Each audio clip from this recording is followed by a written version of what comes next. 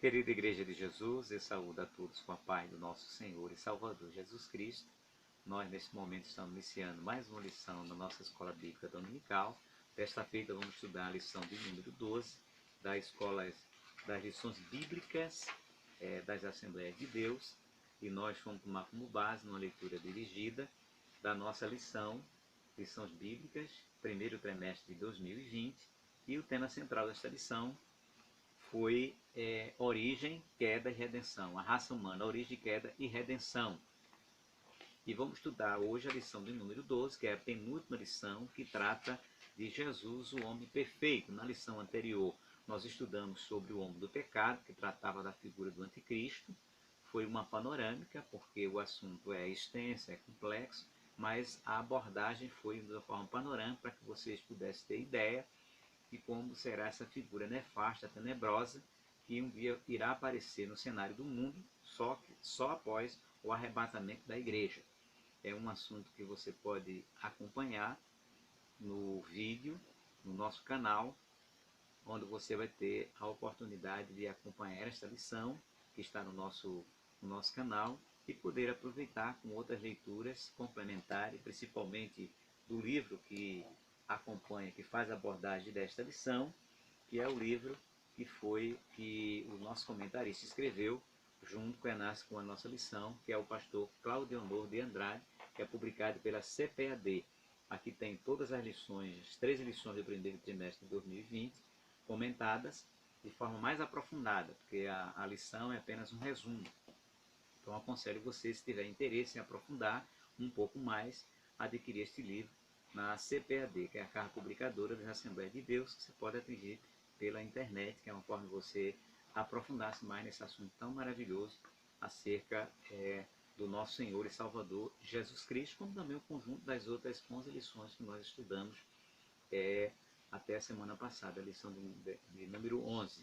E como disse, hoje nós estamos estudando a lição de número 12, que é tratando de Jesus, o homem perfeito.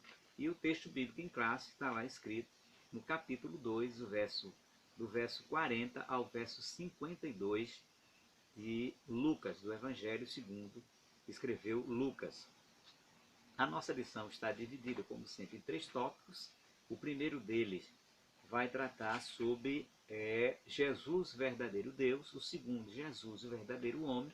E o terceiro e o último, Jesus, o homem perfeito. A nossa leitura diária, que é um conjunto de leituras para nós vermos ao longo da semana.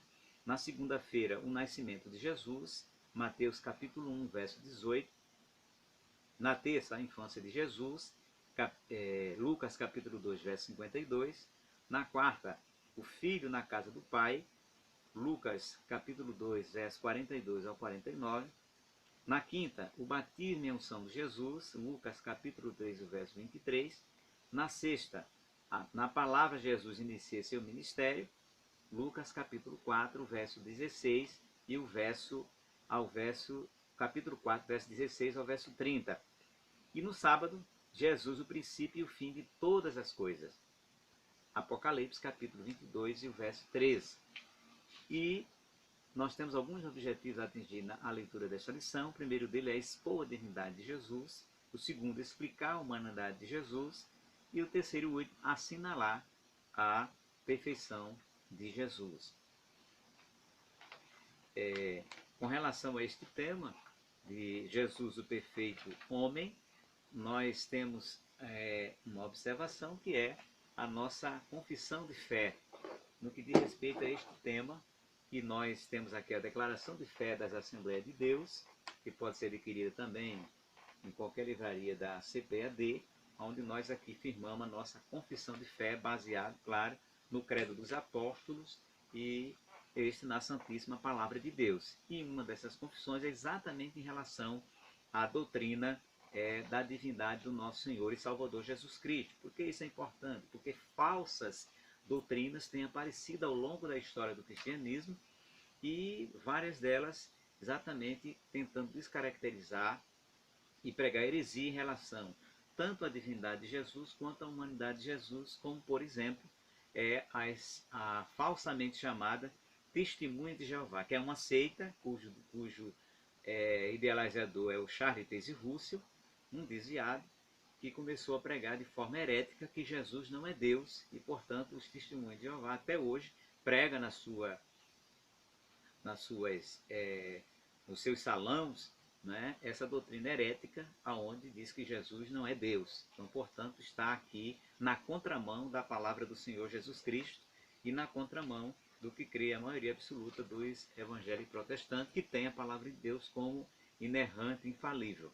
Tanto é, eles não têm isso porque eles criaram uma outra Bíblia chamada Tradução para o Novo Mundo das Escrituras, que, segundo alguns especialistas e estudiosos do hebraico e grego, não é uma tradução, mas é uma deturpação, inclusive, do sentido original da palavra. Eles não traduzem, eles interpretam ao seu modo, na contramão, inclusive, dos originais, dos manuscritos originais da palavra de Deus. Então, a nossa declaração de fé da Assembleia de Deus, em relação à humanidade e à divindade de Jesus, ela expressa de modo muito claro. A Bíblia ensina tanto a divindade como a humanidade de Cristo. E todo espírito que confessa que Jesus não veio em carne, não é de Deus. 1 João, capítulo 4, versículo 3.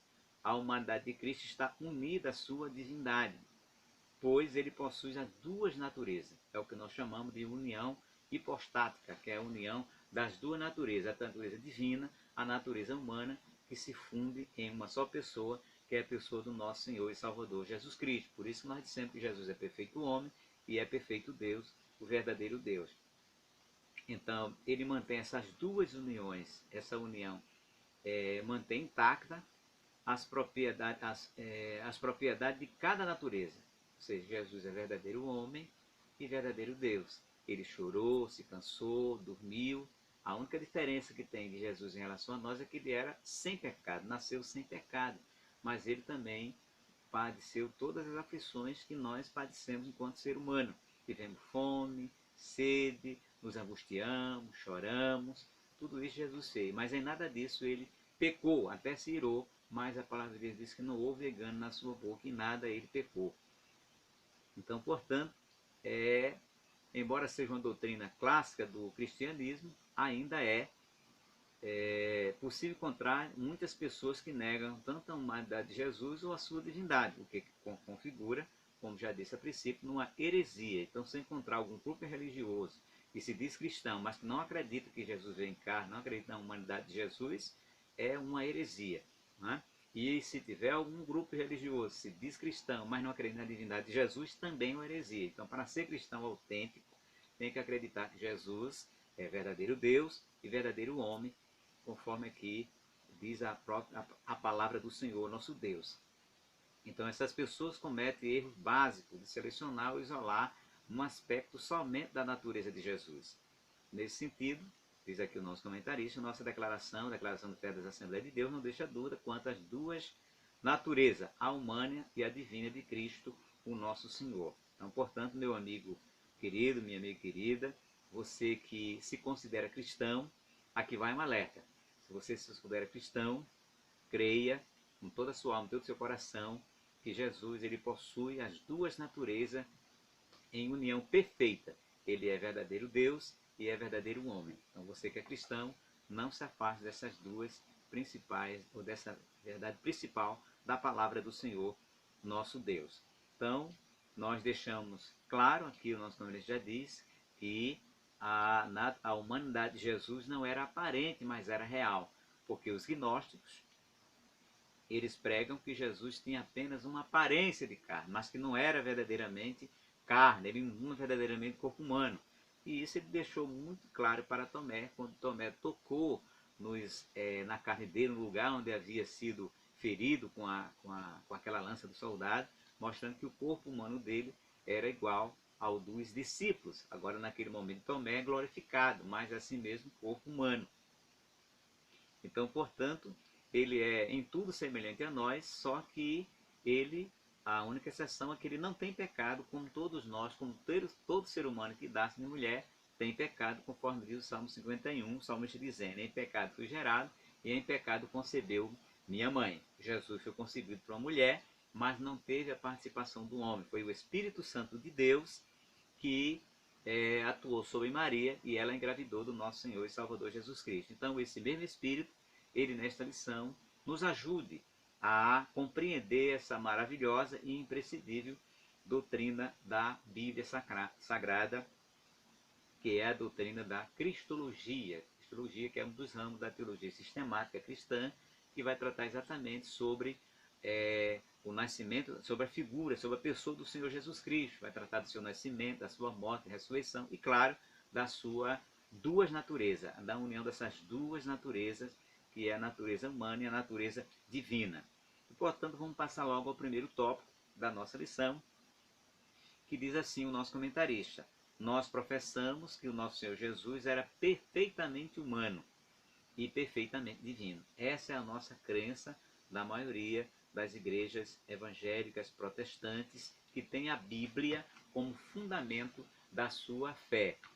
Diga assim porque há muitas igrejas ditas cristãs, mesmo aquelas que se dizem evangélicas, já não acreditam na inerrância, na infabilidade e na inspiração da palavra de Deus. Essas, com certeza, e os vários teólogos que por aí aparecem, como recentemente apareceu um pastor nas redes sociais dizendo que não acreditam na pessoa do Senhor Jesus Cristo como sendo Deus e muito menos na inspiração da palavra de Deus. Então, portanto, é um herege, é uma pessoa que se distanciou dos princípios da palavra do Senhor nosso Deus, que convém nós, como cristão, e você também, meu amigo, tenha muito cuidado para não se deixar levar por esses falsos profetas, mas seguir única e exclusivamente pela palavra de Deus. Se você tem uma Bíblia em casa, leia ela para que você possa não se desviar dos princípios da palavra de Deus. E creia que Jesus é verdadeiro Deus e verdadeiro homem. Ele não era meio homem, nem tampouco ele era meio Deus, mas totalmente homem e totalmente Deus. Então é exatamente isso que nesse tópico aqui nós vamos enfocar, ou seja, vamos enfocar a divindade do nosso Senhor Jesus, como diz o tópico, Jesus verdadeiro Deus. E vamos tratar primeiramente, o subitem primeiro, sobre a sua eternidade com o Pai. Ou seja, o Senhor Jesus, como unigênito de Deus, ele não somente é eterno, como também é o Pai da própria eternidade. Por isso o profeta Isaías vai dizer, lá no capítulo 9, verso 6, portanto no Antigo Testamento, que já falava da pessoa do Senhor Jesus Cristo, dizendo que ele é o Pai da eternidade. Ora, ele só pode ser Pai da eternidade quem é Deus. Não é? Então, assim como Deus o Pai é eterno, Jesus também ele é eterno, e a Bíblia deixa muito claro acerca da eternidade do Senhor Jesus, quando o classifica conselheiro, Deus forte e Pai da eternidade, conforme na profecia do profeta Isaías, que é considerado pelos estudiosos como o profeta mais messiânico do Velho Testamento, porque ele vai falar do sofrimento de Jesus, do nascimento de Jesus, e é evidente também da sua divindade. Então, antes da sua encarnação, ou seja, antes de Jesus se tornar ser humano, não é? ele estava com o Pai, ele já era Deus e é Deus, continua sendo Deus. Então ele estava, antes da sua encarnação, com o Pai e no Pai, e criou todas as coisas, conforme diz João, capítulo 1, versículo 3. O Evangelho de João é o Evangelho que destaca a divindade do Senhor Jesus Cristo, e começa exatamente com essa expressão semelhante ao capítulo 1 de Gênesis, onde diz: Deus criou os céus e a terra, e João vai dizer: no princípio era o Verbo, e o Verbo era Deus, e o Verbo estava com Deus. E vai dizer que nenhuma das coisas que se fez foram feitas, todas as coisas que se fez foi feita com a presença, com a atuação do nosso Senhor e Salvador Jesus Cristo. Então, para nós não errarmos na nossa, aqui na passagem bíblica, vamos ler aqui o capítulo 1 do Evangelho de João, que é por demais maravilhoso. Eu aconselho, inclusive, meu amigo, minha amiga, você que porventura tem alguma dúvida em relação a isso, leia o Evangelho de João, principalmente esses primeiro capítulo, onde vai tratar de forma explícita sobre a divindade do nosso Senhor e Salvador Jesus Cristo. Observe o que a Bíblia diz: no princípio era o Verbo, capítulo 1, verso 1, vamos ler até o versículo 3, no princípio era o Verbo, e o Verbo era Deus. E o Verbo estava com Deus, e o Verbo era Deus. Ele estava no princípio com Deus. Todas as coisas, foi aquilo que eu falei, todas as coisas foram feitas por ele. E sem ele, nada do que foi feito se fez. Então está aqui claramente, todas as coisas foram feitas por ele, e nada do que foi feito se fez, como diz aqui, porque ele aqui está caracterizando Jesus como Criador igual ao Pai. O Pai é Criador, Jesus também o é. Assim como o Espírito Santo de Deus, conforme diz numa expressão lá no livro de Jó, onde diz: o Espírito de Deus me fez, portanto o Espírito Santo é Criador, e o fôlego do Todo-Poderoso me deu vida. E aqui João vai dizer que todas as coisas foram feitas por ele, e sem ele nada que foi feito se fez. Nós fomos criados pelo nosso Senhor e Salvador Jesus Cristo, juntamente com o Pai e com o Espírito Santo. Então, portanto, as atividades eternas são lindamente descritas, as atividades eternas do Senhor Jesus Cristo são lindamente descritas no capítulo 8 de Provérbios. E é interessante que esse capítulo 8 vai tratar sobre a sabedoria. E é importante lermos aqui para você apenas alguns versículos para que você possa depois refletir e meditar como é maravilhoso a palavra de Deus e, sobretudo, quando ela está falando acerca do nosso Senhor e Salvador Jesus Cristo, e isso em um dos livros do Velho Testamento, do Antigo Testamento, no capítulo 8, onde diz assim, ó: não clama porventura a sabedoria, e a inteligência não dá a sua voz? E assim diz a palavra do Senhor no versículo de número 5, entendei, ó simples, a prudência, e vós, louco, entendei de coração. Isso faz lembrar aquela mensagem que o Senhor Jesus disse para alguns discípulos: honestos de coração, tardos em entender, né? Ela se correlaciona com esse trecho aqui da palavra do Senhor nosso Deus. O verso 7 diz assim: porque a minha boca proferirá a verdade, os meus lábios abominam a piedade.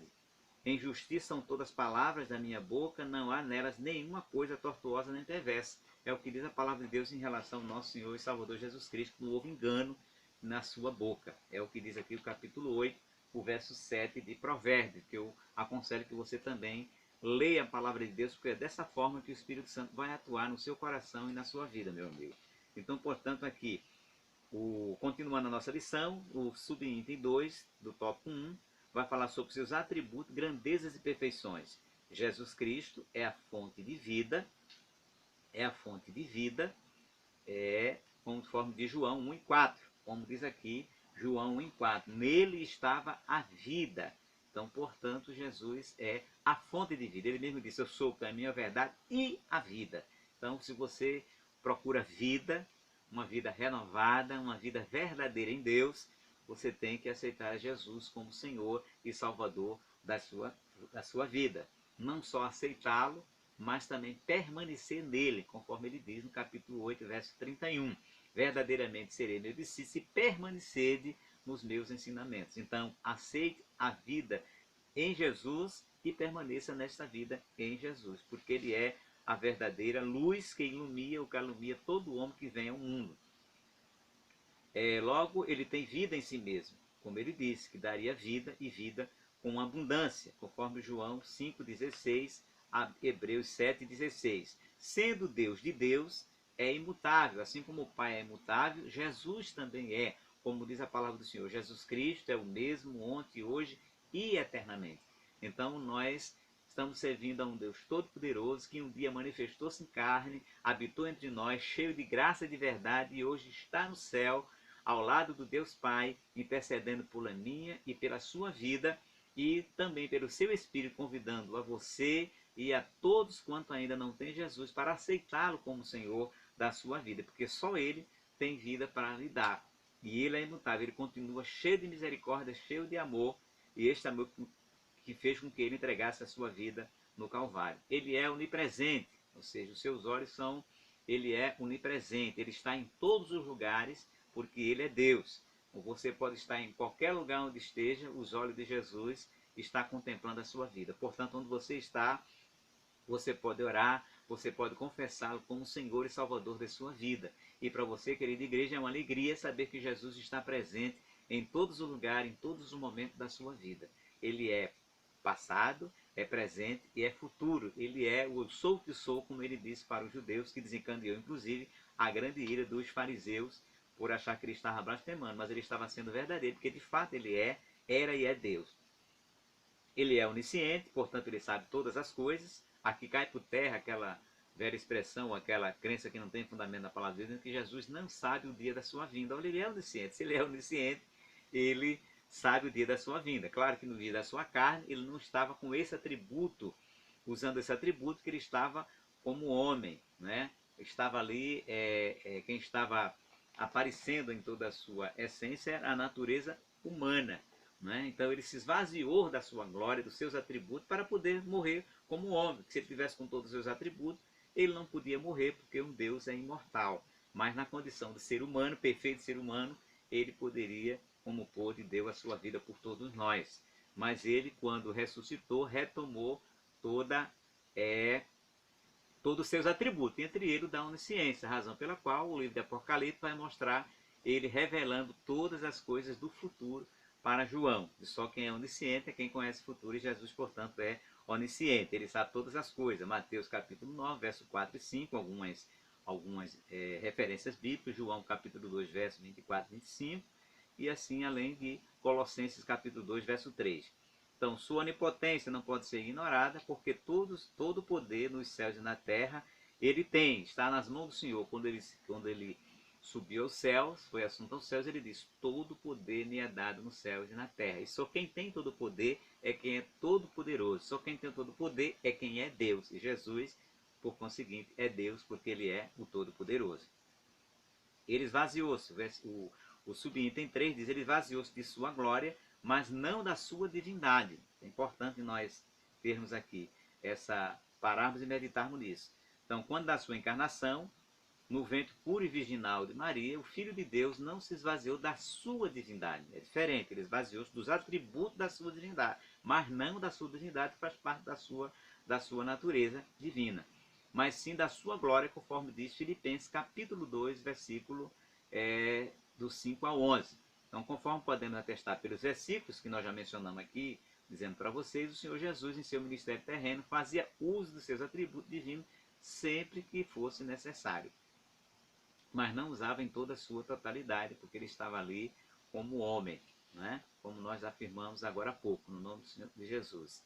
Na sua oração sacerdotal, ele reivindica junto ao Pai, não a sua divindade, mas a glória que desde a mais remota eternidade desfrutara no perfeitíssimo e infinito círculo da Santíssima Trindade, porque Jesus é a segunda pessoa da Trindade. O Pai é a primeira, Jesus é a segunda, e o Espírito Santo a segunda pessoa da Trindade. Faz parte da mesma essência divina, ou seja, o nosso Deus é um só Deus, mas que se revela e se manifesta em três pessoas divinas: no Pai, no Filho e no Espírito Santo de Deus. E Jesus é a segunda pessoa da Santíssima Trindade.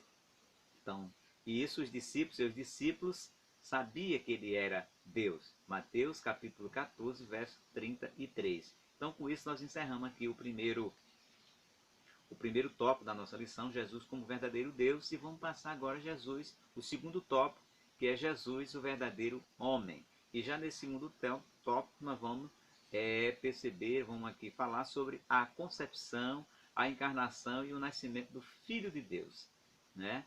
Essas duas coisas não pegaram a nação israelita de surpresa. E por que não pegaram?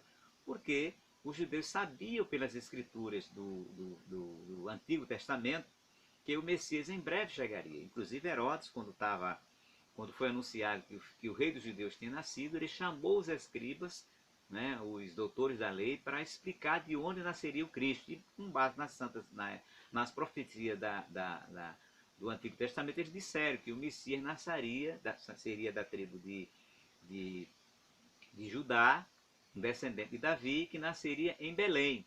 Por isso que ele mandou assassinar muitas pessoas. Jesus teve que ir, inclusive, para o Egito, não é? Deus enviou para o Egito para que ele não fosse morto pelo Herodes, que queria, com medo que o Messias fosse reivindicar o trono. Então mostra aqui, e foi uma profecia do Velho Testamento, tão conhecida dos judeus, que eles explicaram para Herodes onde o Cristo nasceria, que era em Belém, como de fato o nosso Senhor Jesus nasceu. Então, portanto, o mundo gentil foi preparado por Deus para recebê-lo, mas infelizmente os judeus, apesar de todas as evidências bíblicas, vieram a rejeitá-lo e o rejeitam até hoje. Até hoje os judeus, eles não creem em Jesus e não aceitam Jesus como seu verdadeiro Messias. No ponto 1 ainda, vemos Jesus estava no seio do Pai. Antes da sua encarnação, o Senhor Jesus achava-se no seio do Pai, conforme diz João, capítulo 1, verso 18. Mas nós não devemos supor que ele estivesse inativo, ou seja, ele estava no Pai, mas estava perfeitamente atuando na criação e no governo de todo o universo. Bendito é para sempre o nome do nosso Senhor e Salvador Jesus Cristo. Pelo contrário, o nosso Senhor, sendo ele eterno e o Pai da eternidade, ele participou ativamente de toda a criação do mundo. Conforme diz, nós citamos mais uma vez João, capítulo 1, o verso 3 do Evangelho de João. Ele é o verbo de Deus, todas as coisas vieram a existir por intermédio dele. Sem Jesus, nada do que existe, existiria. Então todo esse céu, esse mar, a natureza linda, não existiria se não fosse também com a atuação do nosso Senhor e Salvador Jesus Cristo, que é a segunda pessoa da Trindade, igual em essência ao Pai e ao Espírito Santo. Segundo item do segundo tópico, profetizado no Antigo Testamento, nós vamos ver que a vinda do Senhor Jesus é profetizada em todo o Antigo Testamento. No Gênesis ele é a semente da mulher e em Malaquias o sol da justiça, conforme diz Gênesis capítulo 3, o verso 15. Entre ambos os livros há outras profecias carregadas de significativo tanto para Israel como para os gentios. Jesus é o tema das duas principais alianças, ou seja, tanto do Antigo Testamento como do Novo Testamento. Das alianças da história sagrada, contada no Velho Testamento e contada no Novo Testamento. De Abraão a Davi, ele é tanto filho de Abraão como filho de Davi, porque Davi é descendente de Abraão, assim como nosso Senhor e Salvador Jesus Cristo. Está lá em Gênesis, capítulo 12, versículo 1 ao verso 3. E 2 Samuel, capítulo 7, verso 16, e Mateus 1 e 1, onde vai dizer que ele tanto era filho de Abraão como filho de Davi. A encarnação no Novo Testamento, que é o terceiro item do terceiro tópico, do segundo tópico, o Filho de Deus tornou-se de fato carne, João 1,14. Sua humanidade, voltamos a repetir, não era ilusória, é real, embora concebida de maneira sobrenatural, porque não teve, como disse, a participação do sexo masculino, mas o Espírito Santo que atuou sobre Maria e ela engravidou de forma sobrenatural pela ação do Espírito Santo de Deus. Mas o seu nascimento foi exatamente igual, ele foi concebido nasceu de forma igual a todos os seres humanos. Está lá escrito em Lucas capítulo 2, verso 1 ao 7. Ele sentiu dores, incômodos, teve fome e sede, Mateus 4, 2, João 19, 28. No jardim, a agonia experimentou profunda tristeza, portanto ele teve tristeza, Mateus 26, 38. Ou seja, a nossa semelhança à humanidade de Jesus era completa. Ele tinha corpo, alma e espírito, conforme Mateus 27, 58, Marcos 14 e o verso 34. Portanto, concluindo essa parte, nós podemos afirmar que a humanidade de Jesus era perfeita, em nada diferia da nossa, exceto quanto ao pecado. Ele não estava sujeito quer ao pecado original, quer ao pecado experimental. O pecado original, só reiterando, é aquele pecado que todos nós seres humanos fomos atingidos através da desobediência de Adão. E o experimental é aquele pecado que quando a pessoa adquire a idade da razão, passa a pecar pessoalmente. Não é? E Jesus, mesmo quando alcançou a idade da razão, ele não pecou pessoalmente, ele era sem pecado, diferentemente de todos os seres humanos que quando nasce, quando alcança a idade da razão, já passa a praticar pecado e desobediência para com o Senhor nosso Deus. E desse pecado Jesus veio para nos resgatar. Então temos aqui, Jesus nasceu na plenitude dos tempos, né? Ou seja, Paulo escrevendo aos Gálatas, ele afirmou que vindo à plenitude dos tempos, Deus enviou seu Filho, nascido de mulher, nascido sob a lei, para remir os que estavam debaixo da lei, a fim de receber maldição de filhos. Isso porque a lei dada por Deus a Moisés, ela nos serviu de aio, Paulo vai dizer nessa mesma carta, para nos conduzir a Cristo, e Cristo seria aquele que faria a remissão e a redenção de todos aqueles que estavam sob a lei. Somente ele podia fazer isso. Em sua presciência, Deus levantou 3 significativos povos e culturas a fim de preparar um mundo para recepcionar o seu Filho e para cooperar na divulgação universal do Evangelho. Primeiro ele escolheu Israel, através das sinagogas espalhadas por todas as nações, está lá escrito em Atos 13, verso 5, e Atos 18, 4, que os judeus eles foram espalhados em várias nações do mundo já naquela época, e para onde eles iam, eles levavam as suas sinagogas e lá cultuavam a Deus. Era uma forma de pregar a verdade da palavra de Deus, ainda que do ponto de vista velho testamentário, mas estava falando das profecias do Messias e do Messias de Israel. Também através da Grécia, por intermédio do seu idioma e da filosofia, que era a forma como eles procuravam explicar, né, as coisas ao seu redor pela luz natural da razão, pelo raciocínio, né? E mostrou-se que Jesus, portanto, tanto é que o Novo Testamento foi escrito em grego, ao passo que o Velho Testamento foi escrito em hebraico.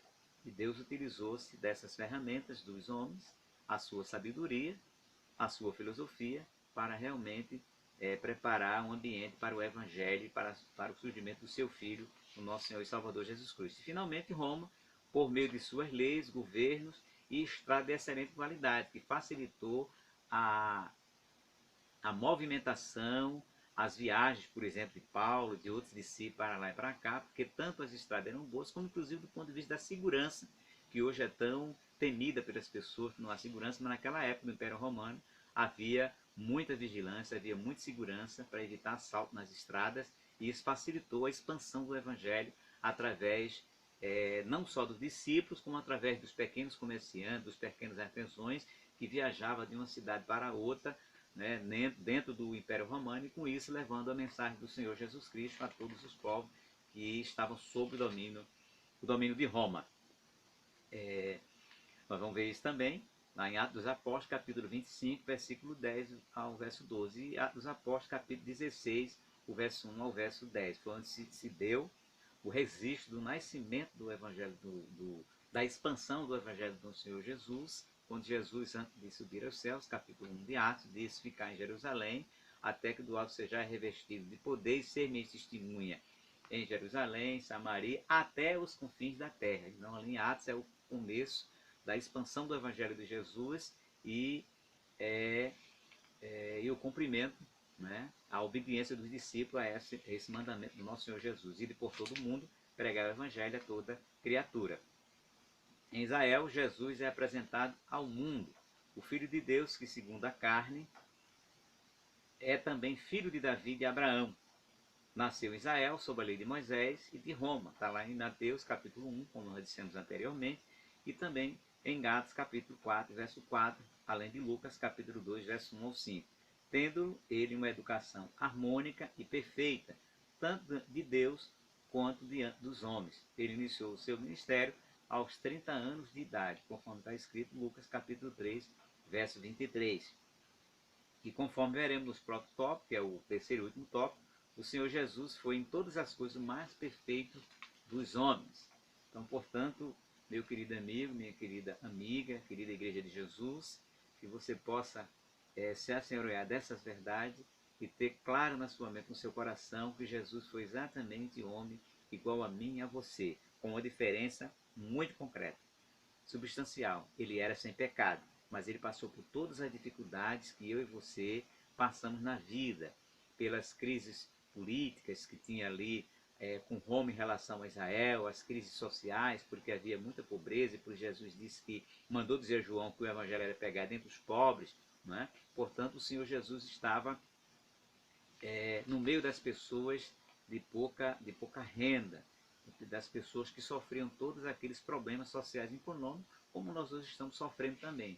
Mas o importante é que devemos permanecer crendo no Senhor Jesus, porque Ele conhece a nossa estrutura, Ele sabe o que foi ser pobre, Ele sabe o que é passar dificuldade, passar fome, não ter um lugar onde morar. Portanto, é um alento para você que porventura não tem um teto, não tem uma casa. Jesus também disse, que as raposas tinham o covil, as aves do céu o seu ninho, mas o Filho do Homem não tinha onde repousar a cabeça. E se identifica-se com aqueles que têm passado por essa situação semelhante. Deus está contemplando a sua vida, porque o Filho dele passou por situações semelhantes a que você passa agora, meu amigo, minha amiga.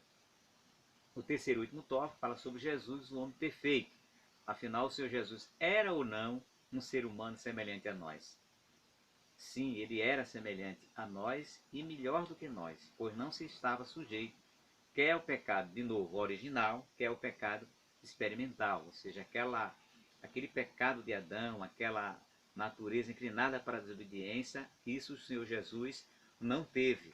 Ele não tinha tentação saída de si próprio. Por quê? Porque ele nasceu sem pecado, diferentemente de nós, que se não vigiarmos, nosso coração pode nos levar a se desviar de Deus. Então, por isso nós temos que vigiar o nosso coração, vigiar, orar, para que nós não cedermos à tentação. Jesus foi tentado não de si mesmo, mas foi tentado pelo diabo.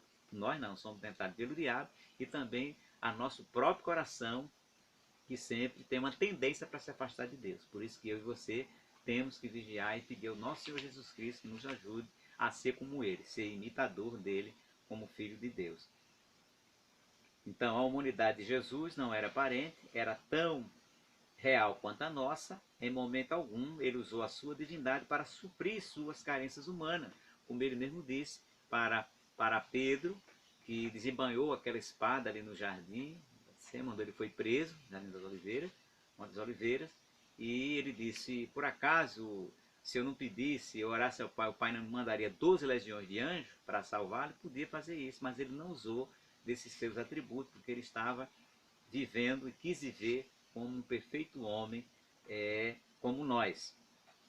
Ele não transformou as pedras em pães, como o diabo queria que ele transformasse, nem fez brotar água da rocha para aliviar sua fome e sede. Ele pediu água àquela mulher samaritana. Ele, como Deus, poderia fazer surgir água do nada ali, mas ele pediu àquela mulher samaritana para saciar sua sede naquele poço de Jacó, ali naquele grande e famoso encontro que ele teve com aquela mulher samaritana. Então está escrito capítulo 4, verso 4, João 4, 7 ao 10, onde mostra que ele não usou dos seus atributos divinos para satisfazer as suas necessidades pessoais. Então todo milagre que ele realizou foi em favor dos que procuravam o Senhor Jesus. Ele era um homem de dores e experimentado nos sofrimentos humanos, nosso perfeito sumo sacerdote. E por que experimentar de dores? Porque ele passou por todas aquelas situações que nós seres humanos, ele inclusive foi expulso da sua própria casa, ele foi rejeitado pelos seus irmãos. Ou seja, se você se sente rejeitado pelos seus irmãos, pela sua parentela, se você foi expulso do seu lar, está sempre abandonado por seu pai e sua mãe, Jesus também passou por tudo isso. Por isso que ele tem todas as condições de se identificar com o seu sofrer, com o seu sofrimento, qualquer que seja ele, porque ele passou também por essa situação, um homem como é e como foi, igual a nós, quando aqui na terra estava.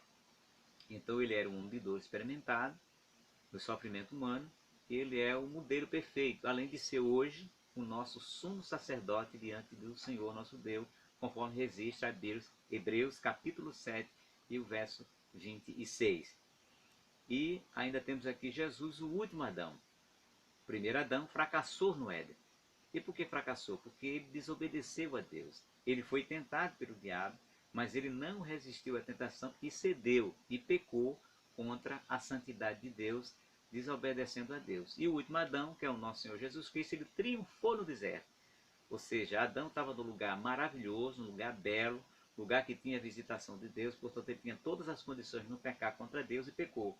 Jesus, por o contrário, estava no deserto, num lugar hostil, sozinho, e o diabo tentou o Senhor Jesus Cristo assim como tentou a Adão. O último Adão, ele venceu, triunfou no deserto e no Calvário, e até o último momento ele continuou fiel e perdoou inclusive aqueles que o crucificaram. Então nós podemos ver a diferença do primeiro e do último Adão. Está lá escrito em João, aliás, Gênesis capítulo 3, versos 6, 23, 24, falando de Adão, e o nosso Senhor Jesus Cristo falando da sua tentação, Mateus capítulo 4, verso 1 a 11, onde ele venceu a tentação ali no deserto contra Satanás.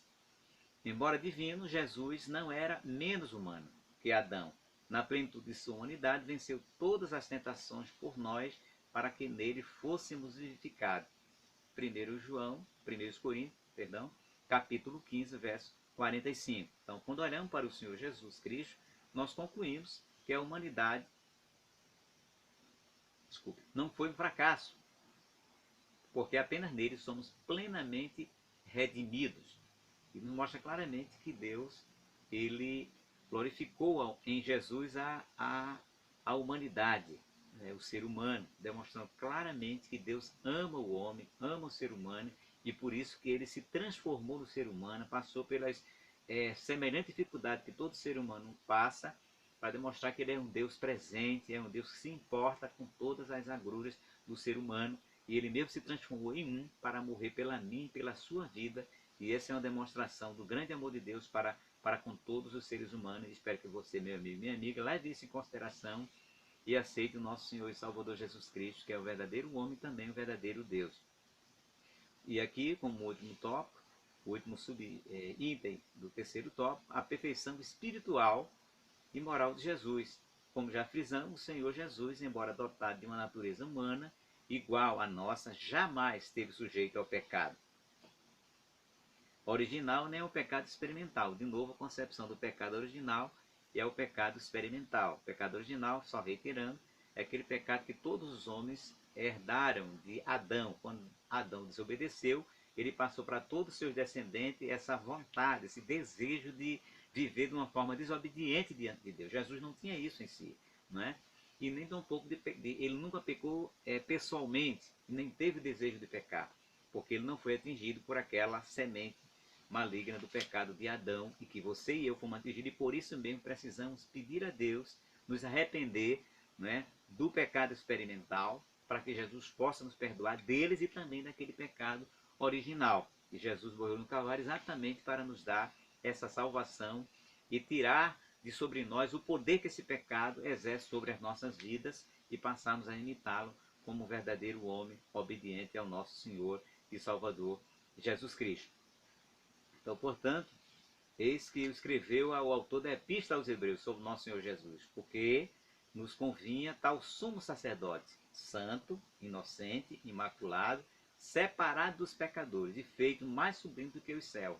Ou seja, nós temos em Jesus um sacerdote inocente, imaculado, o que não se pode dizer dos mestres de religião ou fundadores de religiões. Não se pode dizer de Maomé, de Confúcio, de Buda, que eram homens inocentes nem imaculados, porque todos eles foram descendentes de Adão e, portanto, estão maculados pelo pecado e não têm condições nenhuma de exercer intercessão de salvar a alma de ninguém, diferentemente do nosso Senhor Jesus Cristo, que é santo, inocente, imaculado e separado dos pecadores, porque ele não tinha pecado em si, e feito mais sublime do que os céus, conforme existe também lá em Hebreus capítulo 7, verso 26.